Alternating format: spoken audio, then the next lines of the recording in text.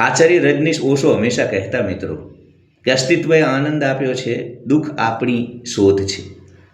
અને આ દુઃખ ક્યાંથી આવે છે? અસ્તિત્વનો આનંદ, જે સચ્ચિત આનંદ સ્વરૂપ છે, વાસ્તવિક જન્મથી તમારું, એ કેમ ખતમ થઈ જાય છે? તો એ એટલા માટે ખતમ થઈ જાય છે કે સમાજ, સગાવાલા, કચ્છી, સાદી બિરાદરીના તંબુ, લગ્ન પ્રસંગો, આ જે પણ તમારી આજુબાજુ લોકો છે જે તમારા હોવાનો દાવો કરે છે, એક તો એ મોટા દુઃખનું કારણ છે.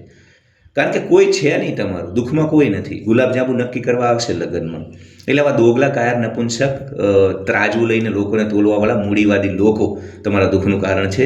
બીજું, રાજનૈતિક વ્યવસ્થાઓ તમારી, જેને ના સનાતનની પડી છે, ના તમારી સંસ્કૃતિ સભ્યતાની, માત્ર વોટ બેંક તરીકે તમારો ઉપયોગ થાય છે, એવી ગેંડાની ચામડી જેવા રાજનૈતિક વ્યવસ્થાના લોકો તમારા દુઃખનું કારણ છે. પંથ સંપ્રદાયના કીડા મકોડા બહુ સંકુચિત.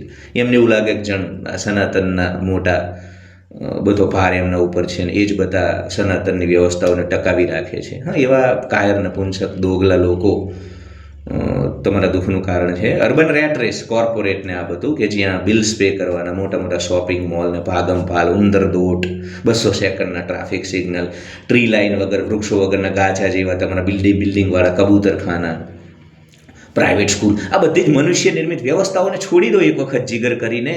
જીવનમાં સુખ જ સુખ છે.